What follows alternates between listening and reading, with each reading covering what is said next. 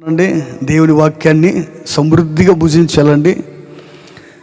చూడండి, కీర్తనలు 122 కీర్తన 122 కీర్తన 122 కీర్తన 7వ అధ్యాయం 122 కీర్తన 7వ వచనం చదువుతున్న మనసు పెట్టినందరూ. 122 కీర్తన 7వ వాక్యం. నీ ప్రాకారములలో నెమ్మది కలుగునుగాక, నీ నగరులలో క్షేమముండునుగాక. ఆమేన్. నా ప్రియ సహోదరి సహోదరులారా, ప్రభు అంటున్న మాట ఏంటంటే, నీ ప్రాకారములలో నెమ్మది కలగాలి, నెమ్మది ఉండాలి. ఈరోజు అనేక మంది ప్రాకారాల్లో నెమ్మది అనేది కరువైపోయినది. ప్రాకారము అంటే ఒక ఇల్లు కట్టుకున్నప్పుడు చుట్టూ కడతాం కదండి, దాన్ని ఏమంటారు? ప్రహరీ గోడ అంటారు. ఏమంటారు దాన్ని? ప్రహరీ గోడ, లేకపోతే ప్రాకారము. ఏమంటారు దాన్ని? ఇప్పుడు మనం కట్టాం కదా చుట్టూ ఇలాగా, దీని ఏమంటారు? ప్రాకారము లేక ప్రహరీ గోడ. అయితే ఒక ఇంటికి ఎలాగైతే చుట్టూ ప్రాకారం ఉంటుందో,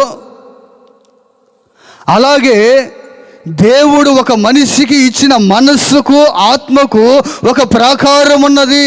ఆ ప్రాకారమే నీ దేహము. నీ దేహము దేవుడు నీకు ఇచ్చిన ఆత్మకు, మనస్సుకు అది ఒక ప్రాకారమై ఉన్నది. ఈరోజు ఆ ప్రాకారములో నెమ్మది లేదు. మందస్సాన్ని మనం గమనించినట్లయితే, మందస్సం పెట్టె తుమ్మ చెక్కతో చేయబడింది. పైన మాత్రం బంగారంతో ఏం చేశారు? దాన్ని పొదిగించారు. లోపలేముంది? తుమ్మ చెక్కే. పైన ఏముంది?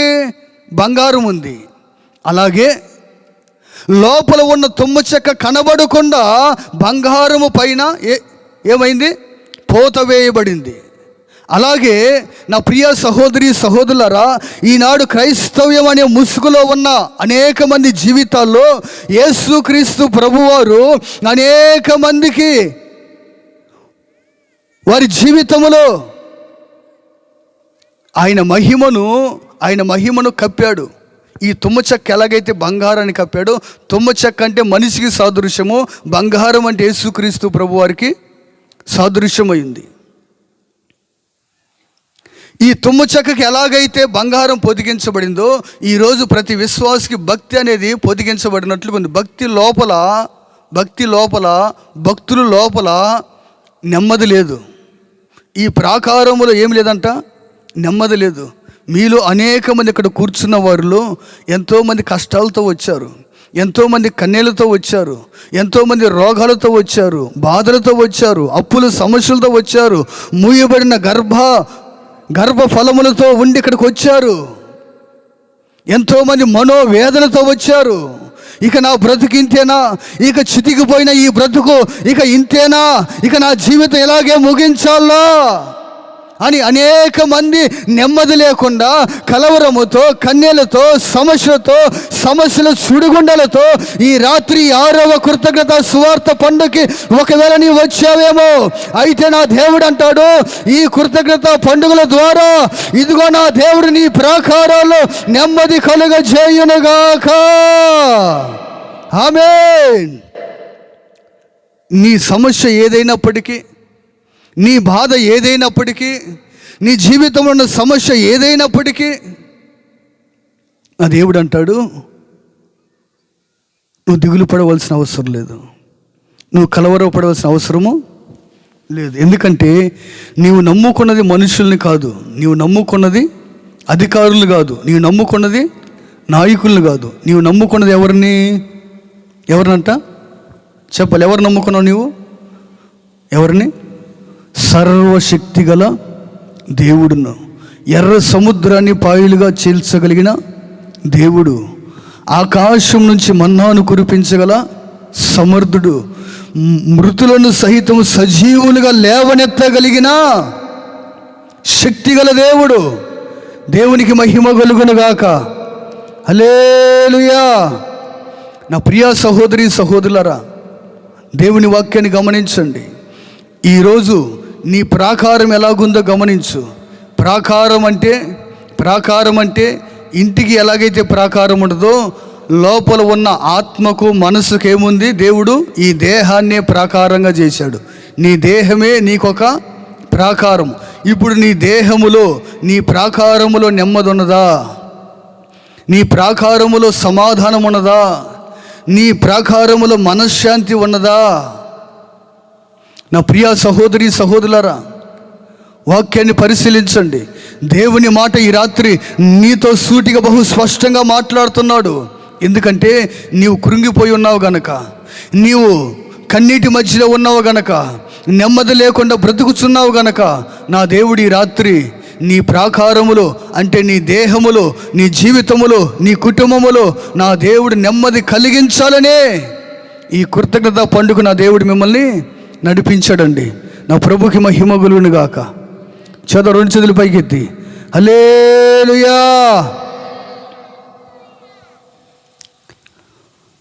నీ ప్రాకారములో నెమ్మది కలగాలంటే ఏం చేయాలి? ఏంటి అంశం? నీ ప్రాకారములలో నెమ్మది కలగాలంటే ఏంటి అంశం? అందరూ స్వరమే చేద్దాం. ఏంటిది?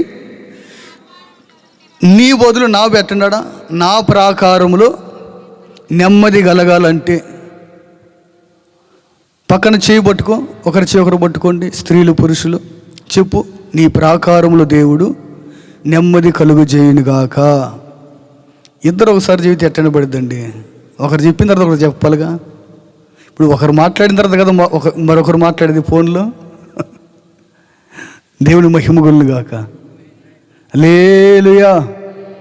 ప్రభు అంటాడు, నీ ప్రాకారంలో నెమ్మది కలగాలంటే, నీ జీవితంలో నెమ్మది కలగాలంటే నువ్వేం చేయాలి? ఒక 3 లేక ఒక 5 దేవుని ఆత్మ ప్రేరణ బట్టి, సమయ అనుకూలతను బట్టి పరిశుద్ధాత్మ దేవుడు నా హృదయలో పెట్టిన మాట ఈ పూట మీ ముందు ఉంచుతాను. చూడండి. నీ ప్రాకారంలో నెమ్మది కలగాలంటే దినవృత్తాంతాల 2వ గ్రంథము 14వ అధ్యాయము 1వ వాక్యాన్ని గమనించినట్లయితే, 1-2 వాక్యాలు. దినవృత్తాంతాల 2వ గ్రంథము 14వ అధ్యాయము 1వ వాక్యం 2వ వాక్యాన్ని గమనించినట్లయితే, అబియా తన పితరులతో కూడా నిద్రింపగా జనులు అతనిని దావీదు పట్టణమందు పాతిపెట్టిరి. అతనికి బదులుగా అతని కుమారుడైన ఆసా రాజాయిను. ఇతని దినములలో దేశము 10 సంవత్సరములు నెమ్మది పొందెను. ఎందుకు నెమ్మది పొందిందంటే 2వ వచనం, ఆసా తన దేవుడైన యెహోవా దృష్టికి అనుకూలముగా. ఆసా ఏలుబడిలో నెమ్మది కలిగిందంట. ఎందుకు నెమ్మది కలిగిందయ్యా అంటే, ఆసా అనే ఈ రాజు, నా ప్రియ సహోదరి సహోదరులారా, దేవుడి దృష్టికి అనుకూలముగా జీవించాడు. ఈరోజు నీ ప్రాకారములలో, ఈరోజు నీ కుటుంబములో, ఈరోజు నీ జీవితములో నెమ్మది కలగాలి అంటే మొట్టమొదటిగా నా ప్రియ సహోదరి సహోదరులారా, నీకు అనుకూలముగా నీవు బ్రతకకుండా దేవునికి అనుకూలముగా నీవు బ్రతకాలి. ఎలా బ్రతకాలంట? నీకు అనుకూలముగా కాదు, నీ ఇష్టానుసారముగా కాదు, దేవునికి అనుకూలముగా బ్రతకాలి. ఈరోజు క్రైస్తవ్యము ఎలాగైపోయింది అంటే, ఎవరికి అనుకూలముగా వారు ప్రవర్తిస్తున్నారు, ఎవరికి అనుకూలమైన రీతిలో వారు భక్తి చేస్తున్నారు, ఎవరికి అనుకూలమైన రీతిలో వారు జీవితాలు కొనసాగించుకుంటున్నారు. ప్రభు అంటాడు, నీ ప్రాకారంలో నెమ్మది కలగాలంటే నీకు అనుకూలంగా బ్రతికితే నీకు నెమ్మది కలగదు. గుర్తుపెట్టుకోండి. ఎలాగా? నీకు అనుకూలముగా కాదు. ఆస దేవుని దృష్టికి అనుకూలముగా జీవించాడు. నా ప్రియమైన సహోదరి సహోదరులారా, భక్తిలో 2 రకాలు ఉంటాయి. మొదటిది నీకు అనుకూలంగా చేయడం, రెండోది దేవుడికి అనుకూలంగా. ఎట్టా చెప్పలే? ఎట్టా? మొదటిది మనకు అనుకూలంగా, రెండోది దేవుడికి అనుకూలంగా. ఇప్పుడు దేవుడికి అనుకూలంగా చేసేవాళ్ళు 100కి 10 మంది వెళ్తున్నారు. వారికి అనుకూలంగా చేసేవాళ్ళు ఎంతమంది వెళ్తున్నారు? 100కి ఎంతమంది? చెప్పాలి. ఎంతమంది వెళ్తున్నారు? 100కి 90 మంది వాళ్ళకు అనుకూలంగా చేస్తున్నారు భక్తి. నేను భక్తి చేస్తున్నాను, ఇది నాకు అనుకూలమా, దేవునికి అనుకూలమా? దేవునికి అనుకూలమైనట్లుగా నేను జీవిస్తున్నానా, నాకు అనుకూలమైనట్లుగా బ్రతుకుతున్నానా అనేది మనం గమనించాలి. నా ప్రియ సహోదరి సహోదరులు గమనించండి, దేవుని వాక్యం బహు స్పష్టంగా ఈ రాత్రి నీతో మాట్లాడుతున్నాడు. ఏంటంటే, నీ కుటుంబంలో కానీ నీ జీవితంలో కానీ నెమ్మది కలగాలని ఒకవేళ నువ్వు ఆశిస్తే ఈ రాత్రి నువ్వు చేయవలసింది ఏంటంటే, నైవేద్య దహన బలులు అర్పించవలసిన అవసరం లేదు, వెండి బంగారాలు ఇవ్వాల్సిన అవసరము అంతకంటే లేదు. ఇంకేం చేయాలయ్యా అంటే, దేవునికి అనుకూలంగా జీవించడం నేర్చుకోవాలి. మనం ఎవరికి అనుకూలంగా ఉండాలంట? చెప్పలు ఎవరికి అనుకూలంగా?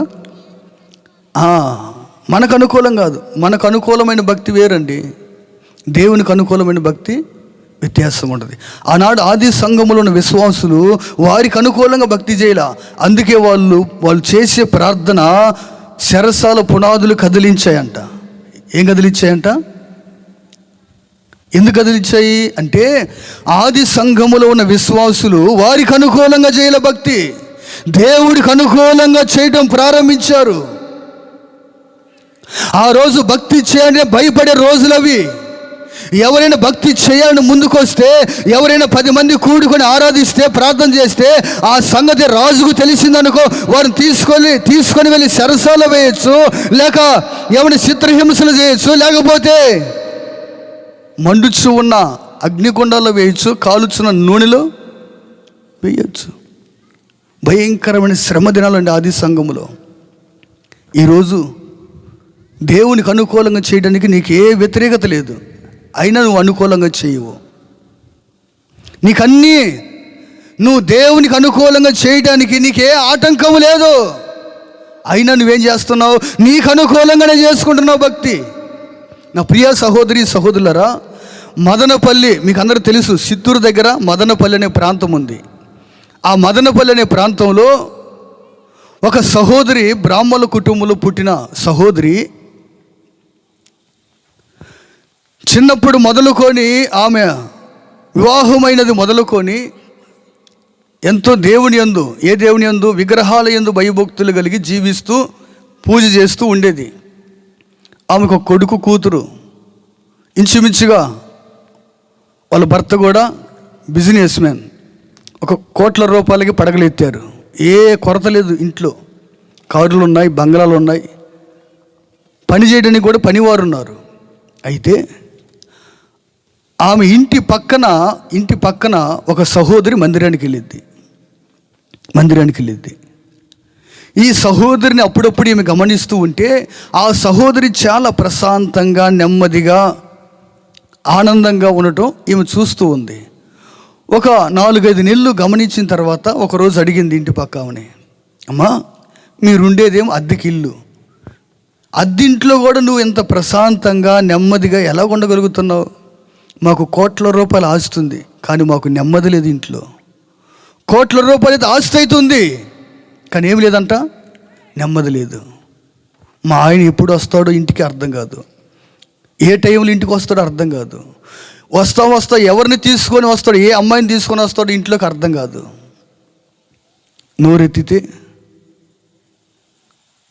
నోరెత్తితే 10 మందిలో పరువు పోయిద్దని మౌనంగా ఉంటున్నాను. మా నెమ్మది లేదు నా జీవితంలో.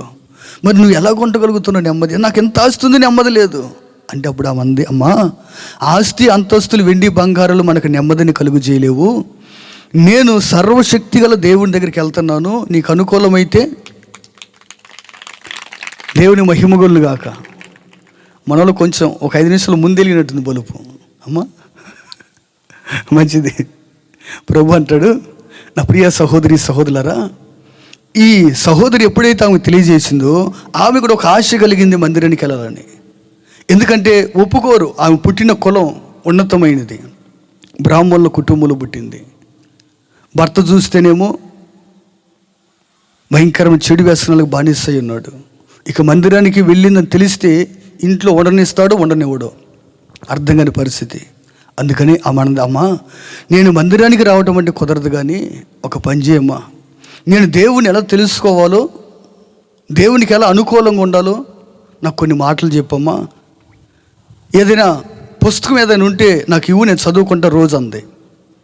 ఆ సహోదరు ఒక బైబిల్ తీసుకొచ్చి ఆమెకి ఇచ్చింది. ప్రతిరోజు ఈ బైబిల్ చదవడం ప్రారంభించిన ఆ తల్లి, నా ప్రియ సహోదరులరా, ఆ సహోదరి గమనించండి, ఇంట్లో అనేక గదులు ఉన్నాయి, బెడ్రూమ్ ఉంది, హాల్ ఉంది, రకరకాలుగా ఉంది.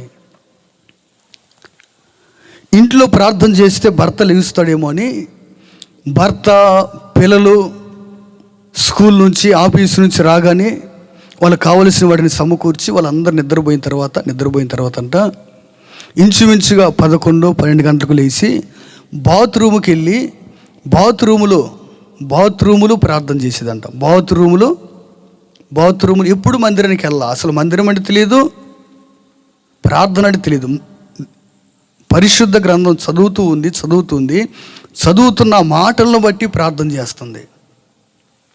11 గంటలప్పుడు బాత్రూంలోకి వెళ్తే ఒకరోజు 2 అయ్యిద్దంట, 3 అయ్యిద్దంట బాత్రూమ్ నుంచి బయటకు వచ్చేసరికి. ఆమెకు అనుకూలంగా లేదు భక్తి చేయటం. ఈరోజు నీకు అనుకూలంగా ఉంది భక్తి, కానీ నువ్వు ప్రార్థన చేయవు. గమనించారా? ఆమెకు అనుకూలంగా లేదు, అయినప్పటికీ బాత్రూంలో కూడా ప్రార్థన చేసింది. నీకు అనుకూలంగా ఉంది, నువ్వు బెడ్రూమ్లో చేసినా నిన్ను కాదనేవారు లేరు, నువ్వు హాల్లో ప్రార్థన చేసినా నిన్ను కాదనేవారు లేరు, నువ్వు వారం మందిరానికి వెళ్ళినా వద్దనేవారు నీకు లేరు. అయినా నువ్వు వెళ్ళవు, అయినా నువ్వు ప్రార్థన చేయవు. నీకు అనుకూలముగా ఉన్నాయి అన్నీ, అయినప్పటికీ నువ్వు దేవునికి అనుకూలంగా భక్తి చేయకుండా నీకు అనుకూలమైనట్లుగా భక్తి చేసుకుంటూ వెళ్ళిపోతున్నావు. ఎన్ని రోజులు చేస్తావు అలాగా? ఎన్ని దినాలు నీకు అనుకూలంగా బ్రతుకుతావు? నా ప్రియ సహోదరులరా, 2 సంవత్సరాలు బాత్రూంలోనే ప్రార్థన చేసిందండి. బాత్రూంలో ప్రార్థన చేసింది. 2 సంవత్సరాల తర్వాత ఏ చెడు వ్యసనాలకి, ఏ త్రాగుడికి, ఏ వ్యభిచారానికి బానిసయ్యాడు ఆ భర్త. ఆ మత్తు నుంచి విడుదల పొందుకొని ఈరోజు భార్య భర్తలు కలిసి మందిరానికి వెళ్తున్నారు కుటుంబంగా. ఇప్పుడు కూడా గట్టిగా చప్పట్లు. యేసయ్యకి మహిమ కలుగునుగాక. హల్లెలూయా. అనుకూలముగా లేని ఆమెను రేపు దేవుడు ఆ పరలోకంలో నిలబెడతాడు, నిన్ను కూడా పక్క నిలబెడతాడు. ఇక చెప్పమ్మా సంగతి అంటాడు. భక్తురాలా, ఎందుకు నువ్వు అనుకూలంగా చేయలేకపోయావు? నాకు నీ భర్త ఏమైనా అడ్డపడ్డా? నీ భార్య ఏమైనా అడ్డపడిందా? సహోదరుడా, అన్నలారా, నీ భార్య ఏమైనా అడ్డుపడిందా నాకు అనుకూలంగా చేయకుండా? నీ భర్త ఏమైనా అడ్డుపడ్డా? నీ పిల్లలు ఏమైనా అడ్డుపడ్డారా? లేదే. మరెందుకు చేయలేకపోయావు నాకు అనుకూలంగా? నీకు అనుకూలంగా నీ జీవితం అంతా నీకు అనుకూలంగా చేసుకున్నావు. ఒక ధనవంతుడు ఉన్నాడు, దరిద్రుడు ఉన్నాడు భూమి మీద. ధనవంతుడు తనకు అనుకూలంగా బ్రతికాడు తన జీవితం అంతా. దరిద్రుడు మాత్రం దేవుడికి అనుకూలంగా బ్రతికాడు. అందుకే చచ్చిన వెంటనే దరిద్రుడు ఎక్కడికి వెళ్ళాడంట? పరలోకానికి వెళ్ళాడు. ఈ ధనవంతుడు ఎక్కడికి వెళ్ళాడు? చచ్చిన వెంటనే ఎక్కడికి వెళ్ళాడు? పరలోకం. ఎందుకని వెళ్ళా? తనకు అనుకూలంగా బ్రతికాడు, దేవుడికి అనుకూలంగా కాదు. ఈరోజు క్రైస్తవ్యములో దేవుడికి అనుకూలంగా బ్రతికేవారు కనుమరుగైపోతున్నారు. వారికి అనుకూలమైనట్లుగా, వారికి నచ్చినట్లుగా, వారు మెచ్చుకున్నట్లుగా బ్రతికేవారు అధికమయ్యారు. నేను పాట పాడితే 10 మంది మెచ్చుకున్నారు లేదా? నేను ప్రార్థన చేస్తే 10 మంది అనుకున్నారు లేదా? నేను పరిచయం చేస్తే ఇలా ఏది చేసినా సరే దాంట్లో ఏమి వెతుకుతున్నారు? వారికి అనుకూలమైన దాన్ని వెతుక్కుంటున్నారు. ప్రభు అంటాడు, నీకు అనుకూలమైంది పక్కన పెట్టేసి ఈ రాత్రి నుంచి ఈ కృతజ్ఞత పండుగలో నా దేవుడు తనకు అనుకూలంగా నువ్వు బ్రతికితే ఈ కృతజ్ఞత పండుగలో ఉన్న ప్రతి ఆశీర్వాదం నా దేవుడు నీకు సొంతము చేయునుగాక, నీ సొంతము చేయునుగాక. హల్లెలూయా. 2వ మాట, దినవృత్తాంతాల 2వ గ్రంథము 14వ అధ్యాయము 2వ వాక్యాన్ని గమనించినట్లయితే ప్రభు అంటాడు, ఆస తన దేవుడని యెహోవా దృష్టికి అనుకూలముగాను ఎలాగా యథార్థముగా నడిచిన వాడై. ఎందుకయ్యా నెమ్మది కలిగిందయ్యా అంటే, మొదటిగా దేవుడి దృష్టికి అనుకూలంగా జీవించాడు, రెండోది యథార్థముగా నడుస్తున్నాడు. తన నడకలో ఎక్కడ కూడా అన్యాయము లేదు, మోసము లేదు, అక్రమం లేదు, దోచుకునేది లేదు. ఎందుకు నెమ్మది కలిగింది అంటే, అతని దినములో నా ప్రియ సహోదరి సహోదరులరా, అతడు యథార్థముగా నడుస్తున్నాడంట. ఈరోజు భక్తి జీవితంలో ఎంత యథార్థంగా నువ్వు నడుచుకుంటున్నావు ఆలోచన చెయ్యి. ఎంత యథార్థంగా ప్రార్థన, పరిచర్య, ఆరాధన చేస్తున్నారు. ఆరాధన చేసేటప్పుడు సగానికి సగం మంది కూర్చొని ఉంటారు, సగం మంది నిలబడితే సగం మంది కూర్చొని. ఇంకొంతమంది నిలబడినా కానీ కూర్చున్నా కానీ ఏడేమో పాట ఏంటిది, నా పూర్ణ మనసుతో నా పూర్ణ బలముతో ప్రేమించేదన్ ఆరాధన ఆరాధన. ఏ మనసు? పూర్ణ మనసు. పూర్ణ మనసుని ఇటు చూసిద్ది, పూర్ణ మనసుని అటు చూసిద్ది, పూర్ణ మనసుని ఇటు చూస్తాడు. ఇక మనసు ఎప్పుడు పోయింది పూర్ణ మనసు అడికి? ఇంకొంతమంది వెరైటీగా ఒక కన్ను మూసి ఒక కన్ను తెరిచి, అదొక ఆరాధన. ఏం ఆరాధన ఇది? ఇదొక టైప్ ఆరాధన. ప్రభు అంటాడు, యథార్థముగా ఆరాధించేవారు కావాలి నా దేవుడికి. నీ వెండి బంగారాన్ని కోరుకోవట్లా, ధనధాన్యాలు కోరుకోవట్లేదు, నీ ఆస్తి అంతస్తులు కోరుకోవట్లేదు నా దేవుడు. ఆయన సర్వ సంపదలు గని ఆయన కావలసిన వారు యథార్థముగా ఆరాధించువారు. ఏరి యథార్థముగా ఆరాధించేవారు ఏరండి? యథార్థముగా ఆరాధించేవారు ఏదండి? పావు గంట, ఒక అర్ధ గంట ఆరాధన నడిపించారనుకో, ఈ అర్ధ గంటలో ఎన్ని దిక్కులు చూస్తారు, ఎన్ని వైపులు చూస్తారు. పాట పాడుతుండే కానీ రాగంలో పాడలేదే. ఈ బ్యాచ్ కొంతమంది ఉంటారు, నువ్వు ఆరాధన చేయరమయ్యా, రాగమో తాళమో తర్వాత సంగతి. ఏంటిది? రాగం తాళం తర్వాత సంగతి మా తర్వాత చూద్దాం, ముందు నువ్వు ఆరాధన చేయి, నీకెందుకు దాంతో పని? మీరు గమనించారా? నువ్వు యథార్థమైన హృదయముతో నువ్వు ఆరాధన చేస్తే పాట ప్రారంభమే నీకు గుర్తుండదు, ముగింపులు నీకు గుర్తుండదు, అసలు ఏం పాడుతున్నాడో దైవజనుడు నీకు గుర్తుండదు, నీకు వినబడదు. నీకు వినబడేది ఒకటే, ఆత్మ నడిపింపు నీకు వినబడిద్ది. నిన్ను నీవే మరిచిపోతావండి. నా ప్రియ సహోదరి సహోదరులరా, మీరు అనుకుంటారు దైవ సేవకులు ప్రార్థన చేస్తే చేతులు పెడితే బాగోతారు అనుకుంటారు, కానీ దైవ సేవకులు చేతులు పెట్టినప్పుడు కాదు బాగోయేది. నువ్వు యథార్థముగా ఆరాధన చేస్తుంటే ఆరాధించేటప్పుడే నీ బంధకాలు తెగిపోతాయి, ఆరాధించేటప్పుడే నీ జీవితంలో అద్భుతాలు జరుగుతాయి, ఆరాధించేటప్పుడే ఆశ్చర్య కార్యాలు జరిగించబడతాయి. ఆ సంగతి గుర్తుండట్లేదు ప్రజలకి. అయ్యో పెద్ద పాస్టర్ గారు అంటయ్యా, ఆయన పెడితే కానీ ఏం పెడతాడే శతకోపం, ఆయన పెడితే కానీ కొంతమంది అటు నెట్టుకొని ఇటు నెట్టుకొని మొత్తానికి నెత్తిని చేయి పెట్టించుకొని దుంపలేక వదిలిపెట్టరు. యేసయ్యకి మహిమగులు గాక. హల్లెలూయా. గమనించండి నా ప్రియ సహోదరి సహోదరులరా, మనుషుల మీద ఆధారపడగాకండి, దేవుని మీద ఆధారపడి యథార్థంగా భక్తి చేయండి, యథార్థంగా ఆరాధించండి. నువ్వు ఆరాధించినప్పుడే ఏమంటే నువ్వు దెయ్యపు శక్తులతో వచ్చినా, శాతబడి శక్తులతో వచ్చినా, సిల్లంగి శక్తులతో వచ్చినా, నువ్వు ఎలాంటి పాప బంధకాలతో వచ్చినా, ఎలాంటి మనశ్శాంతి లేకుండా నెమ్మది లేకుండా వచ్చినా, నువ్వు ఆరాధిస్తూ ఉన్నప్పుడే బలచూచుకొని మందస్సముతో నా దేవుడు నీ హృదయంలోనికి వస్తాడు. ఎక్కడికి వస్తాడు? ఎక్కడికి? నీ పక్కకు కాదు, నీ హృదయంలోనికి వస్తాడు ఆయన, నువ్వు యథార్థంగా ఆరాధిస్తే. ఆశ జీవితాన్ని గమనించినట్లయితే దేవునికి అనుకూలంగా జీవిస్తున్నాడు, రెండోదిగా యథార్థముగా నడుచుకుంటున్నాడు. నీవు కూడా నీ జీవితంలో నువ్వు ప్రార్థన చేసినా, పాటలు పాడినా, ఆరాధించినా, వాక్యాన్ని ధ్యానించినా యథార్థమైన మనసుతో చెయ్యి. దేవుడు ఎందుకు నిన్ను ఆశీర్వదించుకుని ఉంటాడు? ఎందుకు నీ జీవితంలో నెమ్మది లేకుండా ఉండదో నువ్వు ఆలోచన చేయి ఒకసారి. ఈరోజు ఆ యథార్థంగా ఆరాధించేవారు లేరండి, అందుకని వారి జీవితాలు నెమ్మది పొందుకోలేకపోతున్నారు. అనేక కోటలకు వెళ్తున్నారు, బిషప్పుల దగ్గరికి వెళ్తున్నారు, ఎవరైనా దగ్గరికి వెళ్తున్నారు, ఈ దుంపల దగ్గర సూట్లు కూట్లు ఏమంటే బూట్లు ఉన్నలం రకరకాలుగా. ఇప్పుడు ఈ మధ్య ఏమంటే యూట్యూబ్లో, ఫేస్బుక్లో, ఇలాగ టీవీలో రకరకాలైన సేవకులు. మన మధ్యకాలం ఒక ఏమంటుంది, అన్న మీరేం తెల్లంగా ఉంటారు, మేమేం నల్లంగా వస్తున్నాం, మాకు మీకు సూట్ కావట్లేదన్నా. ఏం కావట్లా? నేను చెప్పలేదుగా మీరు కూడా తెల్లంగా ఏమని చెప్పానా? ఈరోజు చెప్పానా? చెప్పను. ఎందుకంటే నాకు ఎవరో చేతి నేను వేయలే తెల్ల బట్టలు, నాకు ఎవరో చేతి వేయలే నేను. నాకు దేవుడు ఆత్మ ప్రేరేపిస్తే నేను ధరించా. ఎవరో చేస్తే, ఎవరో చేస్తే కాదండి, నువ్వు యథార్థంగా ఆరాధిస్తే నువ్వేమేయాలో, నువ్వు ఎలా ఉండాలో, నువ్వు ఎలా బ్రతకాలో, ఏం మాట్లాడాలో ఇవన్నీ ఆత్మదేవుడు నేర్పిస్తాడు. పరిశుద్ధాత్మదేవుణ్ణి ఈ లోకానికి పంపింది అందుకొరకే. దేవుడు పరిశుద్ధాత్మదేవుడు నీ హృదయంలోనికి వచ్చినప్పుడు, నీ జీవితంలోకి వచ్చినప్పుడు నీకు నెమ్మది కావాలో, ఆరోగ్యం కావాలో, ఆశీర్వాదం కావాలో, క్షేమము కావాలో, లేక నీ నడవడిక మారాలో, నీ ప్రవర్తన మారాలో, నీ జీవితం మారాలో, నీ మాటలో, నీ పద్ధతిలో, నీ చూపులో, నీ ఆలోచనలో దేనిలో మార్పు రావాలో పరిశుద్ధాత్మదేవుడే నీ లైఫ్ని చేంజ్ చేసేస్తాడు. ఆయన రాకపోతే నీకు అర్థం కాదు, నీకు సమర్పణే రాదు. ఎన్ని రోజులు భక్తి చేసినా యేసయ్యకి మహిమగులను గాక. అందుకే నేను ఎవరికేం చెప్పను, అక్క మీరు ఎటు ఉండాలి అట్టుండాలని.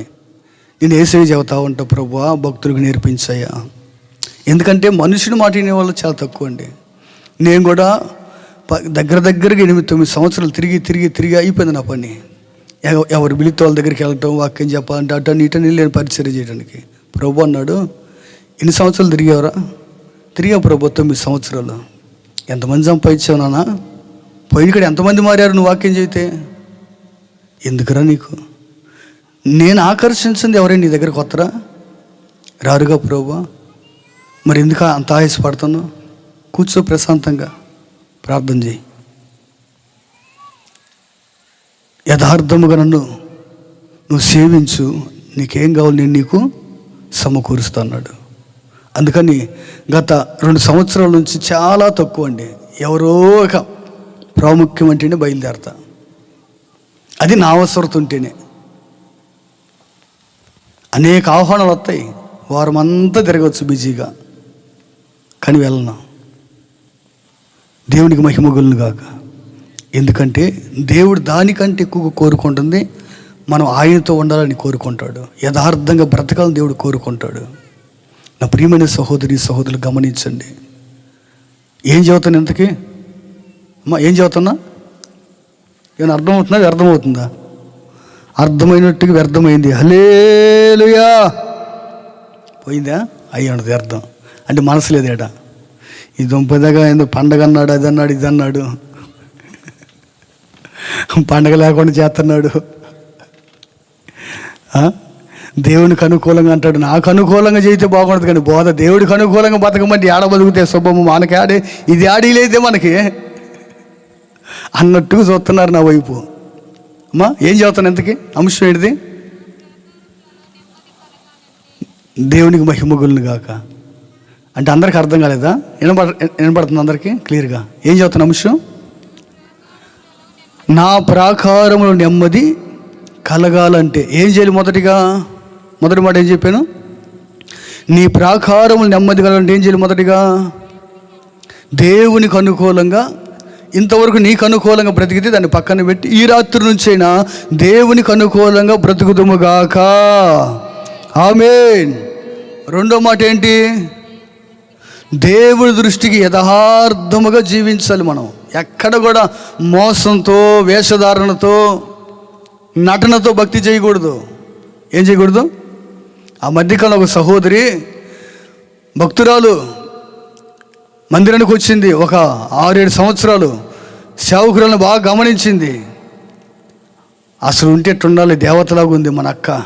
తెల్లంగా వేసింది, నేను కూడా ఎట్టేయాలని. ఆదివారం మందిరానికి వచ్చినప్పుడు తెల్లగేసి పెద్ద ముడేసి, అసలు జడే వేసేది కాదు, ఒంటి మీద నగలు ఉండేది కాదు. అసలు సేవకురాలంటే పక్కన పెడితే సేవకురాలు ఏమా ఆమైంది అర్థం కాదు, అటుండేది మందిరంలో. ఒకరోజు ఏదో ఫంక్షన్కి వెళ్తుందంట. ఎక్కడికి వెళ్తుంది? ఫంక్షన్కి వెళ్తుంటే ఆ రోజు ఉందండి, అసలు సినిమాలు హీరోయిన్ సరిపోలేక అంత అలంకరణ అండి. నేను దుంపదేగా ఆమెకు ఉండే జడ జానే, కానీ ఎడకు పెట్టిందంట, 3 మూరలు పెట్టింది. ఏంటిది? మరి ఎంత పెట్టి కొనిందో మొత్తానికి అది 3 మూరలు. ఈ దుంపదేగా ఎవరైనా చూస్తే ముడ్డి కింద కొన్నాయని అనుకుంటారని 3 మూరలు పెట్టి బాగా అల్లేసి, దానికి బాగా ఏమండి మల్లెపూలు ఆకేసి కడతారు, గమనించారు మీరు భక్తులు? ఆకేసి బాగా కట్టి మాల కట్టి దుంపదేగా 3 మూరలు కిందకు వచ్చేటట్టు కట్టింది. అది కూడా మొత్తానికి అంతా రెడీ అయిపోయింది. ఇక బయలుదేరుతూ ఉంది. బయలుదేరింది మొత్తానికి. అయితే ఒక 1/2 కిలోమీటర్ నడిచి వెళ్తేనే ఏదైనా ఎక్కాలి వాహనం, పల్లెటూరు అన్నమాట. ఈ అర్ధ కిలోమీటర్ నడుచుకుంటూ వెళ్తుందండి. ఈలోపు వెనక వైపు నుంచి బండి సౌండ్ వస్తుంది. ఆమెకు మంచి స్మెల్ అన్నమాట. కుక్క ఎలాగైతే వాసన పట్టిద్దో మొత్తానికి ఒక్కసారిగా అని పీల్చిందండి. ఇంకేముంది, మన పాస్టర్ గారు బైకే రాదు అనుకుంది. వెంటనే పెద్ద ముసుకేసింది దుంపదేగా. ఇంకేముంది, ముఖం చూస్తే రేపు పొద్దున దేవదూత కాస్త దెయ్యం అయిపోయిందేమో మందిరంలో అని పెద్ద ముసుకేసి ఇక నడవడం ప్రారంభించిందండి. అదేమో కానండి, సరిగ్గా ఆమె దగ్గరికి ఒక 4 అడుగులు అటు ఇటుగా ఉన్నప్పుడు బండి ఆగిపోయింది. అది ఎందుకు ఆగింది అర్థం కాదు పాస్టర్ గారికి. ఆయన దిగి చూస్తూ ఉన్నాడు. ఇటు కొట్టాడు, అడు కొట్టాడు, ఇటు కొట్టినా కానీ అవ్వట్లే అవ్వరు. ఏంది ప్రభు అని నెట్టుకుంటూ అలా పోతున్నాడు.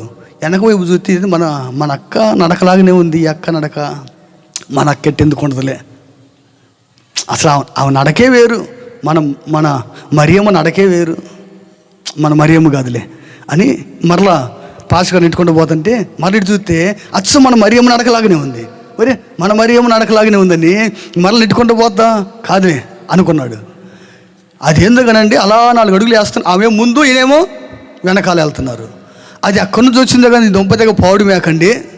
పరిగెత్తుకుంటూ వచ్చి మంచి మల్లెపూలు ఆకేసి కట్టింది కదండి, ఆకు స్మెల్ పట్టింది. అది దుంపదగ్గ మేక ఏదంటే అది నవ్వులుతుంటుంది. దానికి కనబడిన ఆకలి వదిలిపెడుతుంది. మొత్తానికి ఏమండి పోవటం దాని మీద పడిందండి, ఆకు మీద, మల్లెపూలు ఆకు మీద. లాగటం అదేమో ఇట్లాగనో ఏమేమో అట్లాగనో. ముసుగు తీస్తే మళ్ళీ వెనక పాస్టర్ గారు ఉన్నారు. ఏం చేయాలో అర్థం కాల. వెనక తిరుగుదామా అయ్యగారు ముఖం చూస్తాడేమో. వెనక తిరిగే పరిస్థితి కాదు.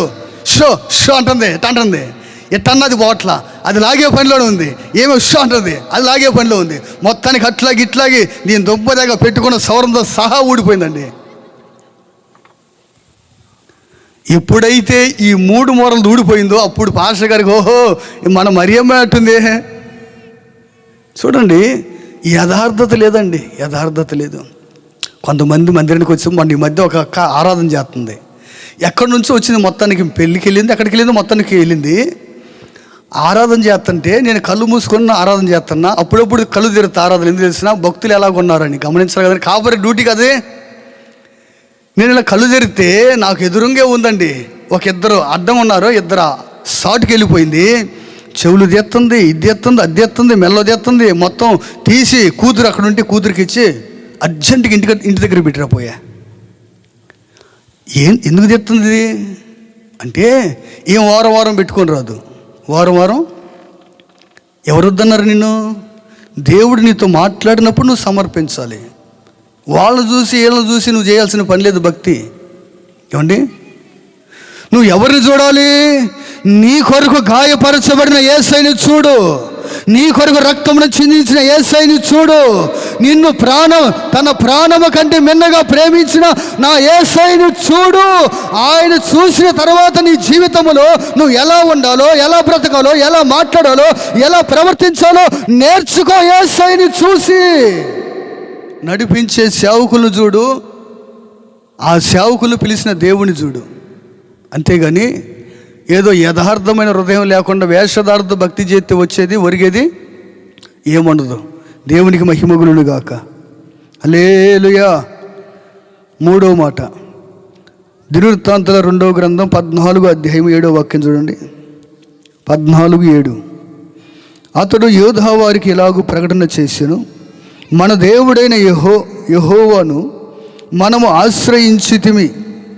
ఆశ్రయించినందున ఆయన మన చుట్టూ నెమ్మది కలుగజేసి ఉన్నాడు. గట్టిగా చప్పట్లు అర్థమైతే గట్టిగా దేవునికి మహిమ కలుగునుగాక. హల్లెలూయా. నా ప్రియ సహోదరి సహోదరులారా, నా దేవుడు అంటాడు 3వదిగా, నెమ్మది కావాలని ఆశపడితే ప్రశాంతత కావాలి. అయ్యా నాకు ధనం ఉంది, బంగారం ఉంది, వెండి ఉంది, వజ్రాలు ఉన్నాయి, బంగ్లాలు ఉన్నాయి, కానీ నెమ్మది లేదు. నెమ్మది కావాలి అని ఒకవేళ నువ్వు కోరుకుంటే రాత్రి నా దేవుణ్ణి ఆశ్రయించు. మనుషులను ఆశ్రయిస్తే నెమ్మది దొరకదు. రాజుల దగ్గరికి వెళ్ళినా, అధికారుల దగ్గరికి వెళ్ళినా, నాయకుల దగ్గరికి వెళ్ళినా నెమ్మది ప్రశాంతత దొరకదు. అది వెండి బంగారాలతో కొనేది కానే కాదు. నెమ్మది ప్రశాంతత నువ్వు దేవుణ్ణి ఆశ్రయించినప్పుడు కలిగిద్ది. అది ఎవరిని ఆశ్రయిస్తే వదినా నువ్వు తప్ప నాకు దిక్కులేదే, నువ్వైతే కరెక్ట్గా ఎత్తవే 10,000 నీ కాడికి వచ్చానా? అవును వదినా ఎత్తలే, అసలు నేను కాకపోతే నీకు ఎవరే సహాయం చేసేది? మన కాలనీలో మన వీధులు ఎవరు? నేను చేసినట్లు నీకు ఎవరైనా చేస్తారంటే అవును వదినా అందుకనే వచ్చాను నీ కాడికి. పెళ్ళి పెట్టుకున్నా ఒక 10,000 తక్కువనే, నువ్వు ఎత్తవని వచ్చావు వదినా. నా మీద నమ్మకం ఉంచు, నువ్వు నన్ను ఆశ్రయించావు, నువ్వు ఎత్తలే. సరిగ్గా పెళ్ళి 4 రోజులు ఉందనగా ఆ వదిన ఈ వదిన పిలిచి, వదిన ఇద్దామనుకున్నాను కానీ అందలేదనేసరికి పాపం గుండె పగిలినట్టు అయిపోయింది. వెంటనే వచ్చి పెద్ద ముసుకేసుకొని పెద్ద బైబిల్ పట్టుకొని పాస్టర్ గారు, అన్నయ్య పెళ్ళి పెట్టుకొని పనికిమాల దాన్ని మా వదిన దగ్గరికి పోయి 10,000 అడిగాను, ఇస్తానంది అన్నయ్య. సరిగ్గా 3-4 రోజులు ఉందనగా లేవు అంది. ప్రార్థన చేయి అన్నయ్య. ఎప్పుడు గుర్తొచ్చింది ఓకే? ప్రార్థన ఎప్పుడు గుర్తొచ్చింది? సేవకులు ఎప్పుడు గుర్తొచ్చారు? మనుషులను ఆశ్రయించి ఒట్టి చేతులు మిగిలిన తర్వాత అప్పుడు సేవకుడు దేవుడు గుర్తొచ్చాడు. ప్రభు అంటాడు, మనుషులు కాదు ముందు నువ్వు ఆశ్రయించాల్సింది, సర్వశక్తి గల దేవుణ్ణి ఆశ్రయించు. ఆయన ఆశ్రయిస్తే ఆయన ఆశ్రయించిన వారికి ఆయన ఏ మేలు కొదువ చేస్తాడా? మేలు కొదువు చేయడు, నెమ్మది కూడా కొదువ చేయడు. నీకు ఏ నెమ్మది కావాలో, ఏ ప్రశాంతత కావాలో, నీ ప్రాకారములో ఏ నెమ్మది కోరుకుంటున్నావో నిశ్చయముగా నా దేవుడు ఆయన ఆశ్రయించు వారందరికీ కూడా ఏమిస్తాడు? నెమ్మది. అందుకే భక్తుడు పాట రాశాడు. ఏమని రాశాడు? నమ్మదగిన వాడే నలు దిశలా నెమ్మది కలుగజేయువాడే. ఏంటంట? నలు దిశలు ఏముందంట? నెమ్మది. నలు దిశలో నెమ్మది కలగాలంటే ఆయన ఆశ్రయించాలి. మనం ఎవరిని ఆశ్రయించాలి? చెప్పాలి ఎవరిని ఆశ్రయించాలి? మనుషులను ఆశ్రయించకూడదండి. మనుషులను ఆశ్రయించి సిగ్గుపడతాం ఒకరోజు. నా అనుకున్న వారి వదిలిపెట్టచ్చు. ప్రాణానికి ప్రాణమిస్తున్నవాడే దూరం అయిపోవచ్చు. ఎవరు నేను వదిలిపెట్టను అన్న వ్యక్తులే దూరం అయిపోయారు. హోసన్న జయము అని కేకలు వేసిన వారే చంపండి అని కేకలు వేస్తున్నారు. గమనించారా? సరిగ్గా ఆదివారం రోజు జయమన్నారు, శుక్రవారం వచ్చేసరికి చంపండి అన్నారు. అది మనుషులు నైజం. ప్రభు అంటాడు, ఆయన ఆశ్రయిస్తే ఆయన నీకు నెమ్మదిని కలుగు చేస్తాడండి. నువ్వు కోరుకున్న దానికంటే, నువ్వు ఆశించిన దానికంటే అత్యధికమైన నెమ్మది నా దేవుడు మీ అందరి హృదయాల్లో కలుగు చేయునుగాక. హల్లెలూయా. చదువులు పెగైతే హల్లెలూయా. సర్వోన్నతుడైన దేవునికి మహిమ కలుగునుగాక, ఘనత ప్రభావాలు కలుగునుగాక. ఆమేన్. 4వ మాట. సమయం అయిపోతుంది, త్వరగా అలా వెళ్ళిపోతాను. చూడండి, కీర్తనలు 119, 165. కీర్తనలు 119, 165.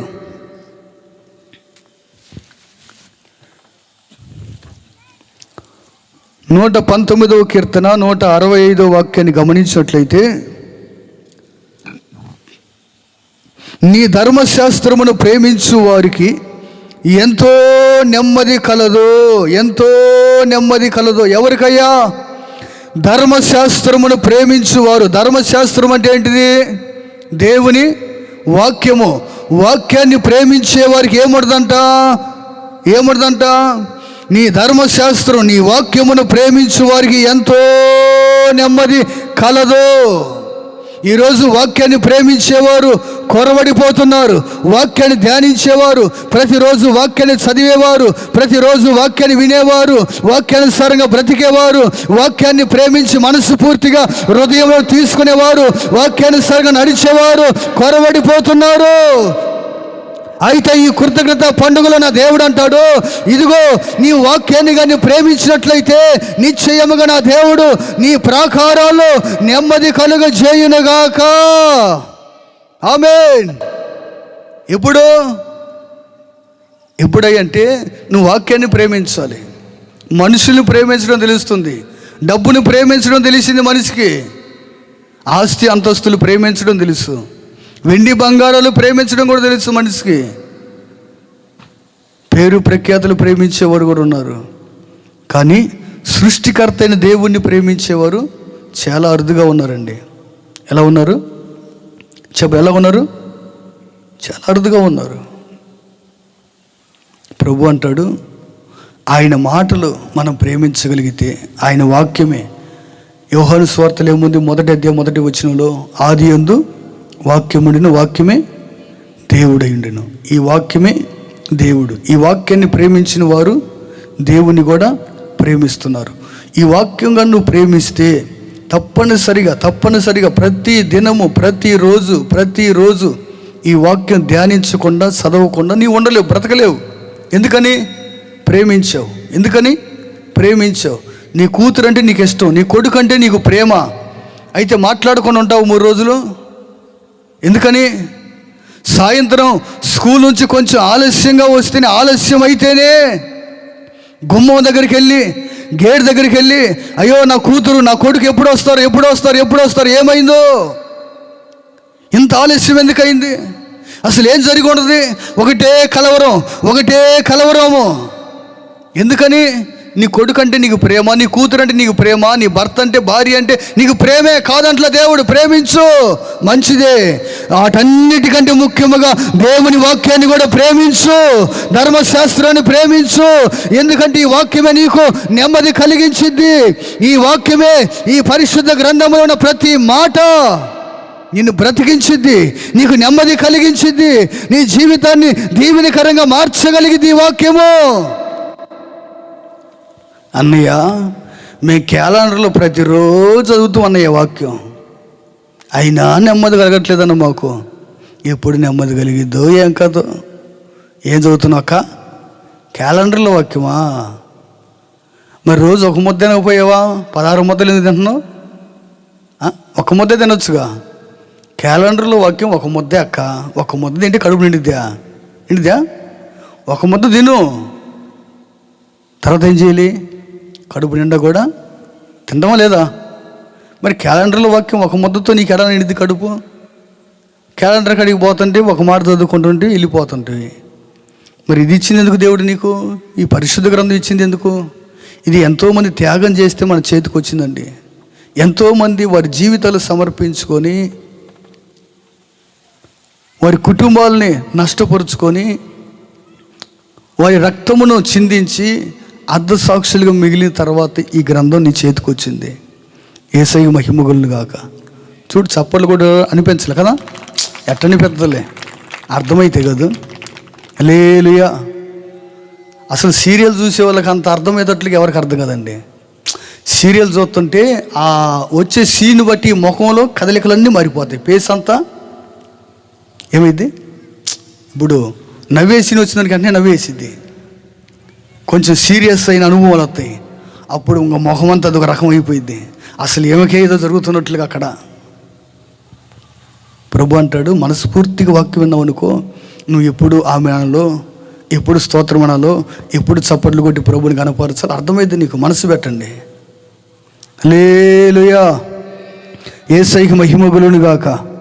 ప్రభు అంటాడు 4వదిగా, వాక్యాన్ని ప్రేమించండి. వాక్యాన్ని ప్రేమించేవాడు ప్రతిరోజు ఈ వాక్యంతో సహవాసం చేస్తాడు. ఈ వాక్యంతో సహవాసం చేస్తాడు. నేను చదువుకున్న 5వ తరగతి, ప్రతి సంవత్సరం బైబిల్ అయిపోయింది నాకు. ఆదికాండం నుంచి ప్రకటన గ్రంథం ప్రతి దినం చదవకపోతే నాకు నిద్ర పట్టదు.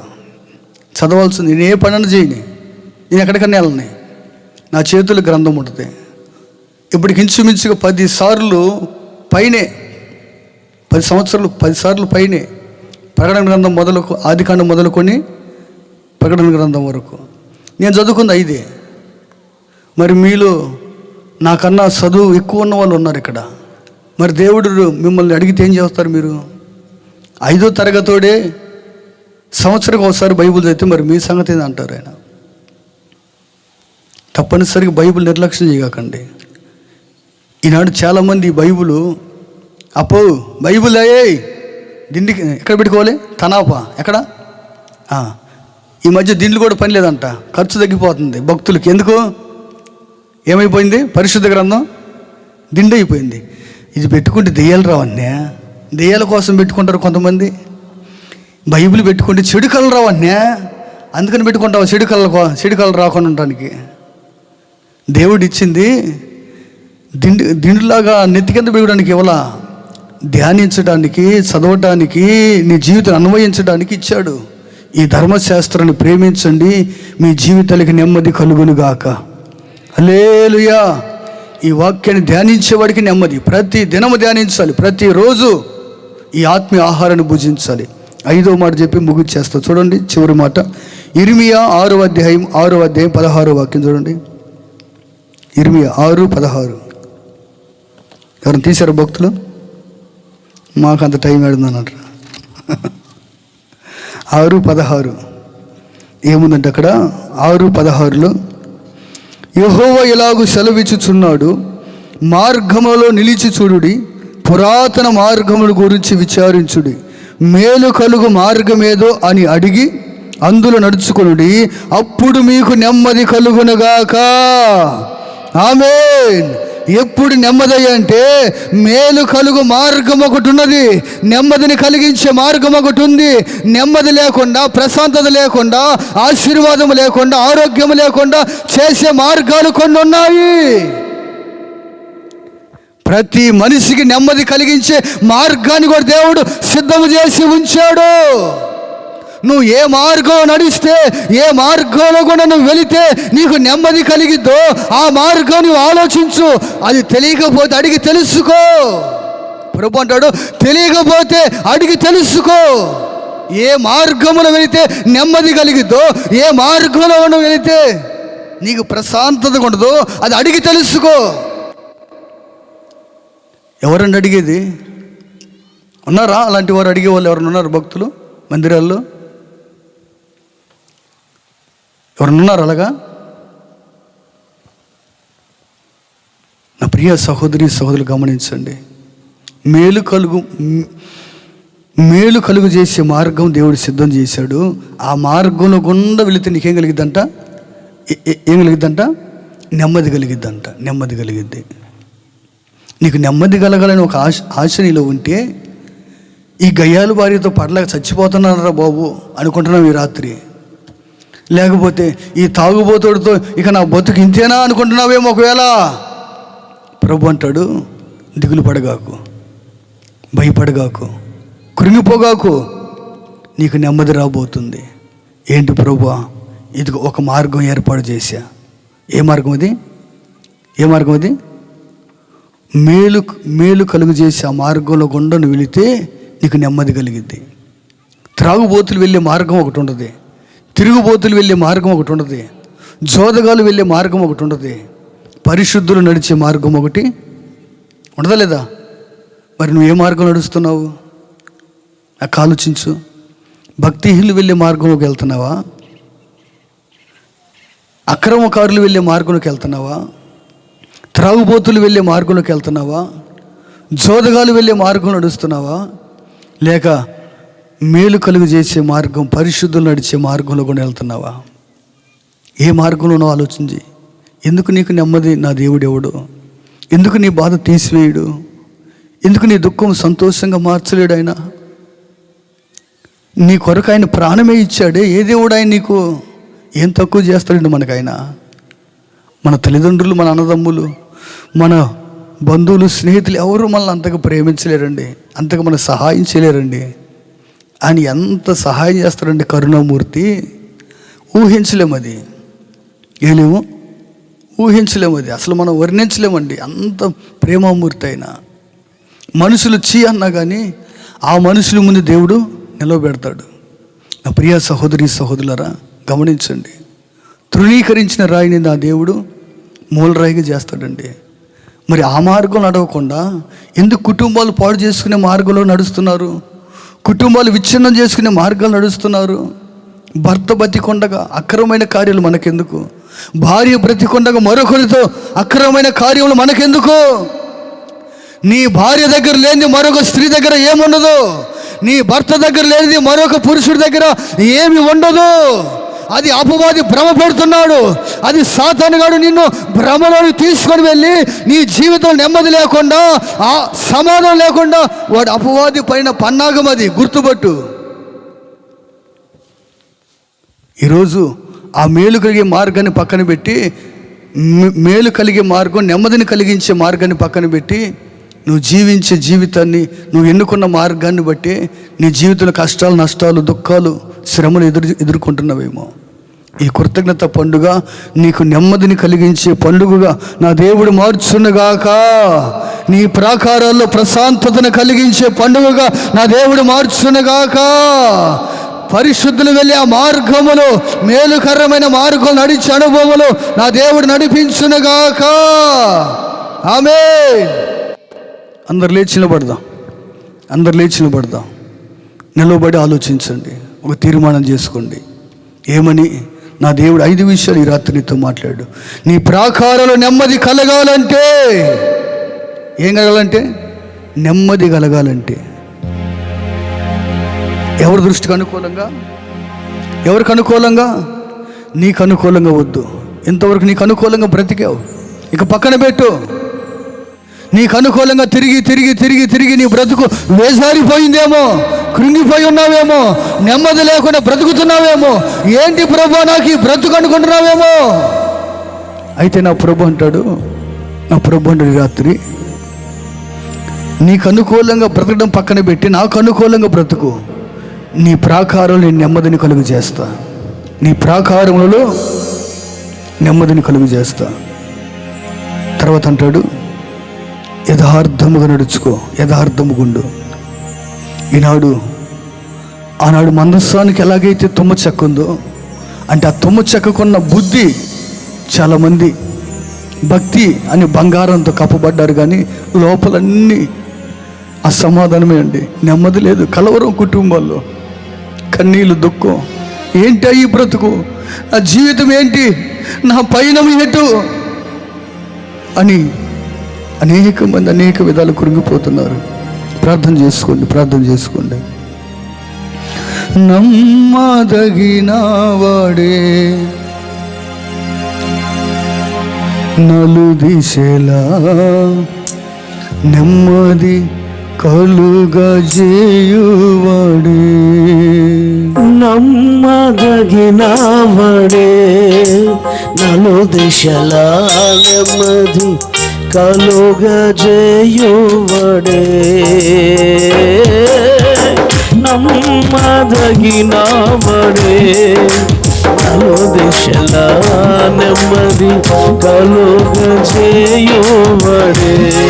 నా సిరు వ్రతము జీవితమంతా అనుసరించినాడే. నా సిరు వ్రతము జీవితమంతా అనుసరించినాడే. నా కైకిలో వెల్ల సిలువలో నలిగి కరిగినాడే. శరీరారెవ్వరు నా ప్రియుడైన యేసయ్యకు, శరీరారెవ్వరు నా ప్రియుడైన యేసయ్యకు. సర్వము నెరిగిన సర్వేశ్వరునికి, సరిహద్దులు లేని పరిశుద్ధునికి. సర్వము నెరిగిన సర్వేశ్వరునికి, సరిహద్దులు లేని పరిశుద్ధునికి. సరి అందరూ కూడా ప్రార్థన చేసుకోనండి. నా ప్రియుడైన సరిహద్దులలో నెమ్మది ఎలా కలగాలి? ఈ కుటుంబంలో సమాధానం ఎలా ఉండాలి? ఈ కుటుంబంలో ప్రశాంతత ఉండగా భారభరితమైన ఆత్మతో ఈ స్థలంలోనికి వచ్చినట్లయితే ఇప్పుడే నేను ప్రకటిస్తున్నటువంటి నజరేయుడగు యేసు ఈ జీవితంలో సమాధానము కలుగు చేయలాగున, నెమ్మది కలుగు చేయలాగున, మేలైన మార్గాన్ని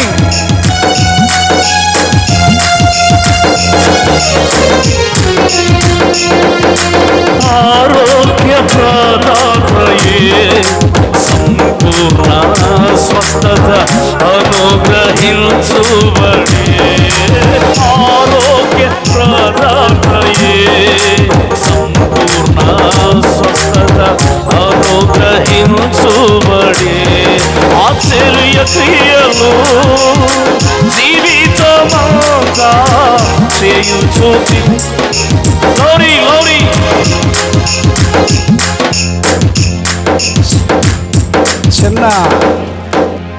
చిన్న ప్రకటన పొరపాటు. మరి మీరు ఈ మొదటి దిన ఈ పండుగలోనికి వచ్చిన మీరు ఒకవేళ ఏదైనా కానుక సిద్ధపడి వచ్చినట్లయితే మరి మీ మధ్యలోనికి పరిచర్య చేసేటువంటి బిడ్డలు వస్తారు.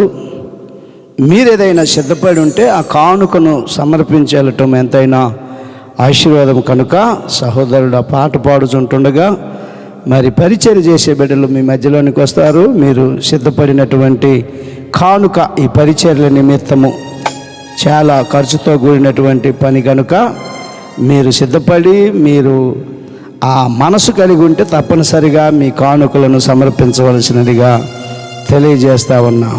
స్తోత్రం. నమ్మదగినవడే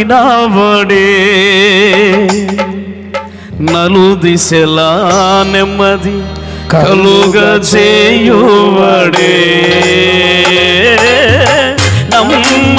నమ్మదగినవడే నలు దిశలా నెమ్మది కలుగజేయువడే. నా శీరు వ్రతము జీవితమంతా అనుసరించినాడే. నా జీరు వ్రతము జీవితమంతా అనుసరించినాడే. నాకై నిలువెల్ల సిలువలో నలిగి కరిగినాడే. నాకై నిలువెల్ల సిలువలో నలిగి కరిగినాడే. శరీరారెవ్వరో నా ప్రియుడైన యేసయ్యకు. శరీరారెవ్వరో నా ప్రియుడైన యేసయ్యకు. సర్వము నెరిగిన సర్వేశ్వరునికి సరిహద్దులు లేని పరిశుద్ధునికి. సర్వము నెరిగిన సర్వేశ్వరునికి సరిహద్దులు లేని పరిశుద్ధునికి. శరీరారెవ్వరో నా ప్రియుడైన యేసయ్యకు.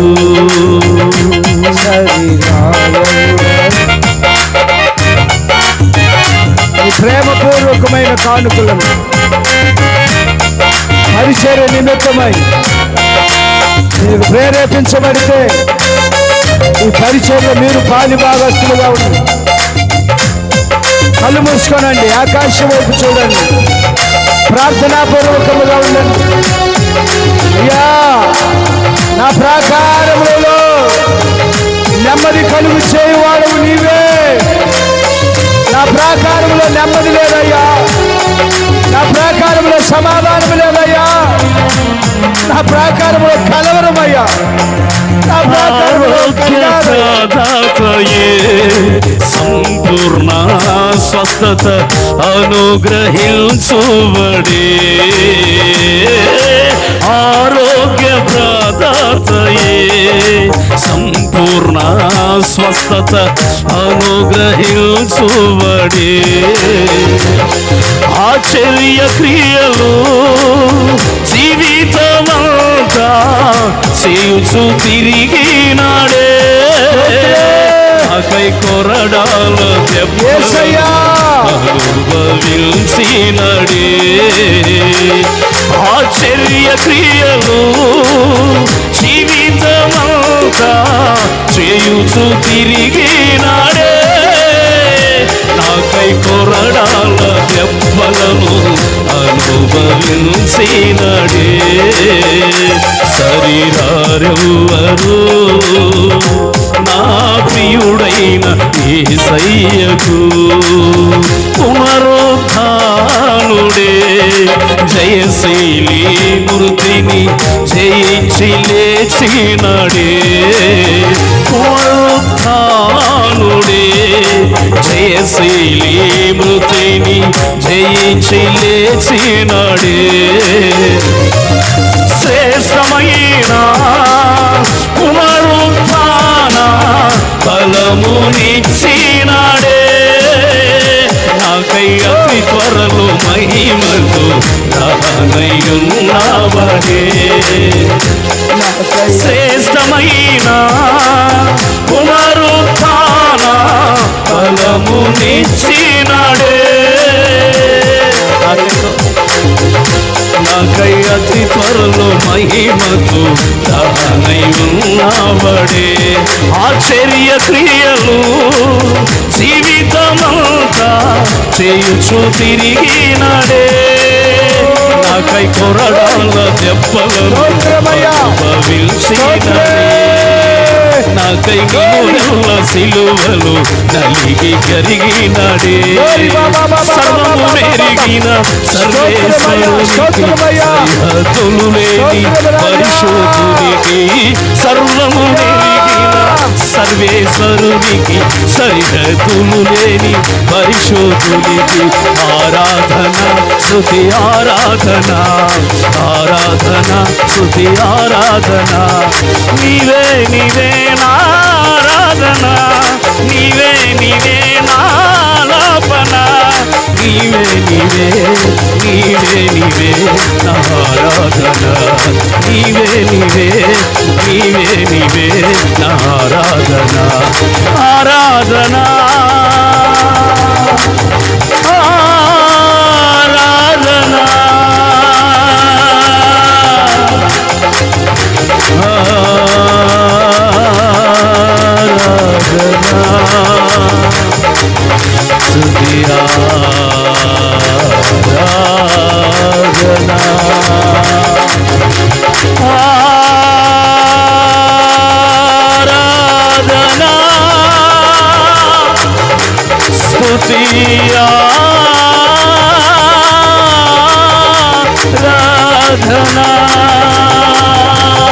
నీవే నీవే నారాధన నీవే నీవే నారాధన నీవే నీవే నారోగ్యము నీవే నీవే నానందము నీవే నీవే నారోగ్యము నీవే నీవే నానందము ఆరాధన నీవే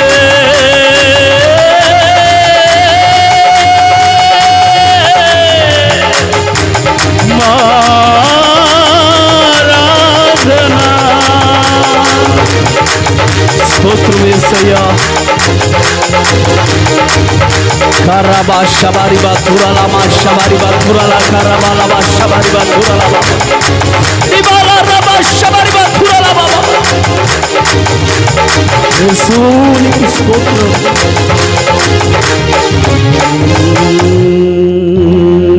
ప్రార్థన చేసుకో బిడ్డ. ఈ రాత్రి ఈ మొదటి దినాన పరిశుద్ధాత్మ దేవుడు తన దాసుని ద్వారా సూటిగా మాట్లాడాడు.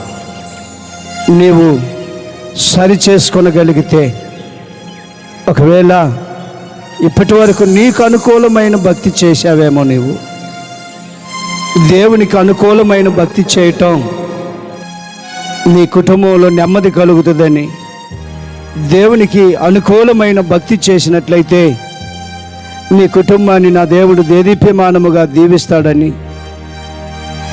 యథార్థత కలిగి ఉంటే, ప్రతి విషయంలో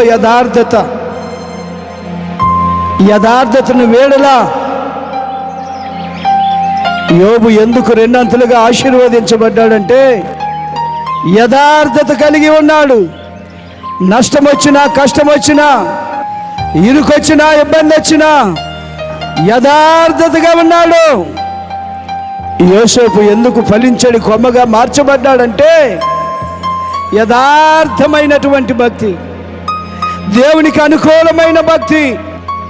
కష్టం వచ్చినా, నష్టం వచ్చినా, ఇరుకొచ్చినా, ఇబ్బంది వచ్చినా నీ అనుకూలత ఏమిటంటే, నీ ఇంటికి దూరం నుంచి బంధువు వచ్చినా, లేదా కాస్తంత మబ్బు పట్టినా, లేదా కాస్తంత ఏదైనా నీ వీధిలో చిన్న కార్యక్రమం జరుగుతున్నా నీవు ఆ రోజు నీ మందిరానికి, నీ సహవాసానికి వెళ్ళవు. అదే దేవునికి అనుకూలమైన భక్తి కాదు, అది నీకు అనుకూలత కలిగిన భక్తి. కనుక ఈ రాత్రి నిన్ను నీవు సరిచేసుకో నా ప్రియమైన దేవుని బిడ్డ. దేవుని సన్నిధిలో యథార్థత కలిగి ఉండు. నీ ప్రాకారంలో నెమ్మది కలుగుతుందంట, నీ జీవితంలో ప్రశాంతత కలుగుతుందంట. ఎప్పుడు కూడా వ్యాధి బాధ, రోగ రుగ్మతలతో, గొడవలతో, కేసులతో, కోట్లతో, రకరకాలైనటువంటి అసమాధానముతో నిండి ఉన్న నీ ప్రాకారములో నెమ్మది కలగాలంటే ఈ రాత్రి అనుకూలమైన భక్తిలోనికి రా. దేవునికి అనుకూలమైన భక్తి, దేవుడు కోరుకున్న భక్తి, దేవుడు నీలో ఏదైతే కోరుకుంటున్నాడో యథార్థత. దావీదు కూడా యథార్థంగా ఉన్నాడు నా ప్రియమైన దేవుని బిడ్డ. ఈ రోజున ఆశీర్వదించబడిన భక్తులను చూడు. ఆయన ధర్మశాస్త్రమును ప్రేమించు, ఆయన వాక్యమును ప్రేమించు. యథార్థత కలిగి ఉంటాయి.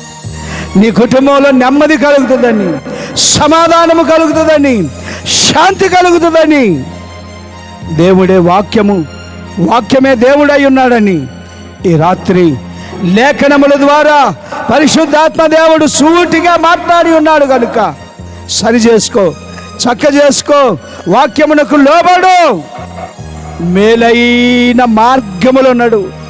ఇప్పటి వరకు నీ ఇష్టానుసారమైన మార్గంలో నడిచావేమో, అనేకులు లోక సంబంధముగా నడుస్తున్న మార్గంలో నడిచావేమో. ఒకడు ఎంచుకున్న మార్గము వాడికి అది ఎంతో ఇంపుగా విలువైనదిగా కనపడిన తుదకు ఆ మార్గము మరణమునకు దారితీసే మార్గం అంట. అది త్రాగుబోతు మార్గం అవ్వచ్చు, అది జోదగాండ్ల మార్గం అవ్వచ్చు, అది వ్యభిచారుల మార్గం అవ్వచ్చు, అక్రమ సంబంధికుల మార్గం అవ్వచ్చు.